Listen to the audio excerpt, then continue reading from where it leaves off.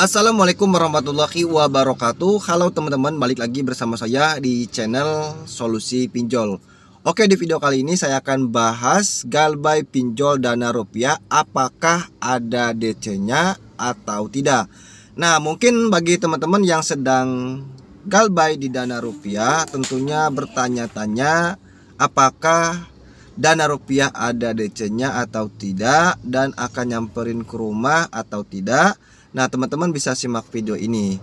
Nah, jadi teman-teman ya, harus teman-teman ketahui ya, kalau misalkan kita mengajukan pinjaman uang di aplikasi pinjaman online ya, kemudian kita galbay atau gagal bayar, nah tentunya kita akan disamperin oleh DC pinjol ya.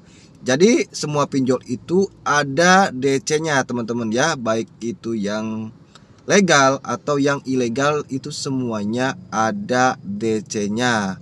Nah, tetapi untuk dana rupiah ini ya, karena perusahaannya tidak terlalu besar ya, seperti Aku Laku atau Kredivo ya, kayak Kredit Pintar, kayak Shopee Pinjam seperti itu.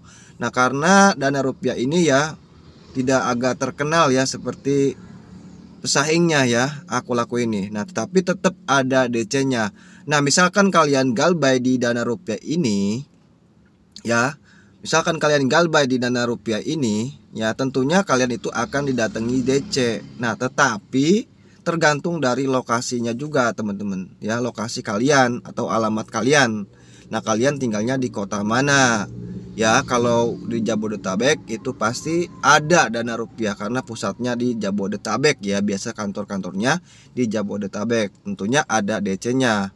Nah, misalkan kalian tinggal di Jakarta, otomatis kalian bisa disamperin ke rumah kalian oleh DC dana rupiah ini ya.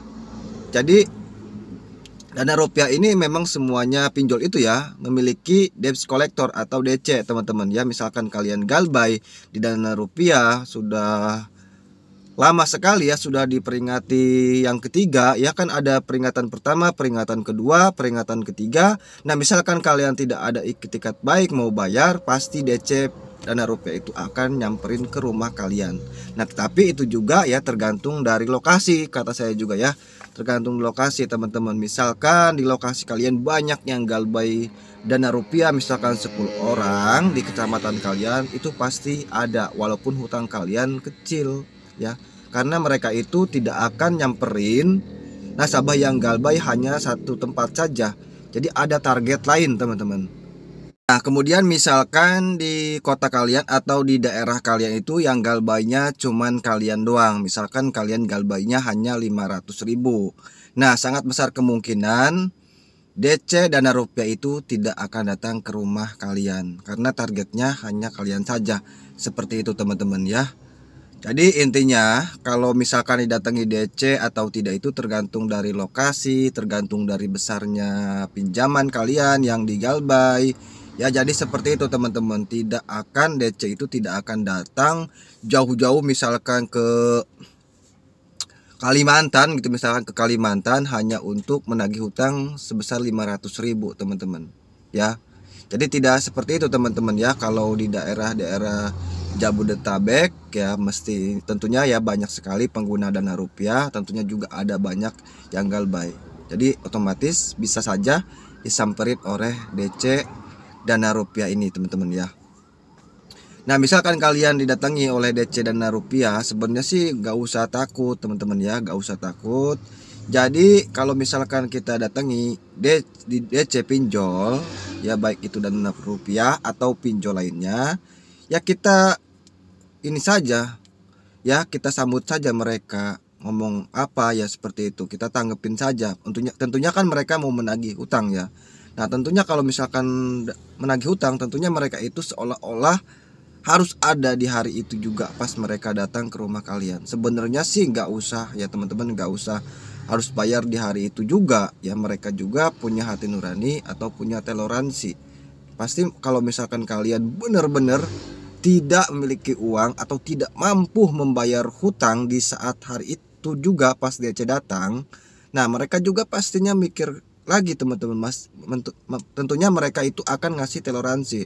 Anda bisanya hari apa, tanggal berapa, hari apa, nanti mereka ke situ lagi. Biasanya seperti itu. Biasanya 3 kali ya, 3 kali datang ke rumah, biasanya seperti itu ya.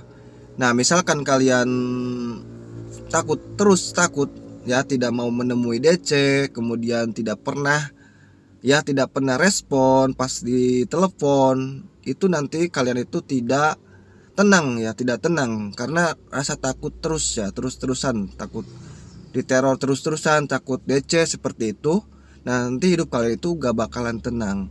Nah, jadi misalkan kalian ingin keluar dari jeratan pinjol ya, dari pinjol, lebih baik kalian itu galbaikan saja dulu. Gak apa-apa misalkan kalian galbay berlama-lama ya, gak apa-apa. Lebih baik kalian itu galbay di salah satu pinjol saja. Kalau misalkan kalian galbay di beberapa pinjol, itu sangat susah teman-teman ya. Kalau sudah terjerat seperti itu sangat susah sekali. Nah, jadi teman-teman itu harus ini ya, berusaha ya, harus berusaha supaya teman-teman itu bisa cepat membayarnya ya. Lebih baik galbaikan saja dulu, kumpulkan uangnya, gak apa-apa kena bunga keterlambatan. Kalau di satu pinjol saja ya, mungkin bunganya tidak besar. Kalau misalkan kalian galbay di 3 pinjol, otomatis ya sehari 5.000 kali 3 pinjol sudah 15.000, sekali sebulan sudah 450.000. Nah, nanti kalian itu tidak akan terlepas kalau misalkan galbay di beberapa pinjol ya. Gali lubang tutup lubang nanti ya teman-teman ya.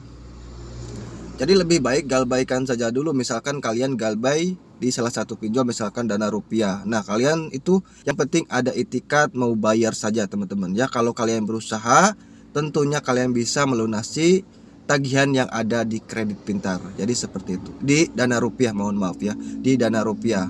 Nah, jadi intinya gak usah takut, lebih baik galbaikan saja dulu dan kalian berusaha ya.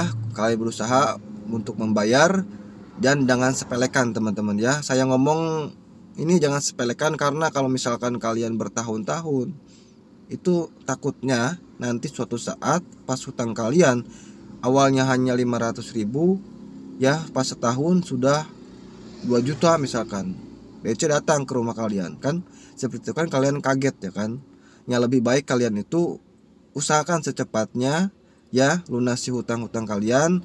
Kalau misalkan kalian benar-benar, pasti kalian itu akan bisa melunasi hutang yang ada di Dana Rupiah seperti itu. Oke, mungkin itu saja dari saya. Mungkin ya bagi teman-teman yang sedang galbay di Dana Rupiah, saya doakan mudah-mudahan teman-teman bisa cepat melunasi tagihan yang gagal bayar di Dana Rupiah ya. Semoga teman-teman dikasih rezeki yang lancar, kemudian ini ya dikasih kesehatan ya, sehat terus, supaya teman-teman bisa mencari uang untuk membayar tagihan yang ada di kredit di Dana Rupiah. Oke, mungkin itu saja dari saya. Sekian, terima kasih sudah menonton. Wassalamualaikum warahmatullahi wabarakatuh.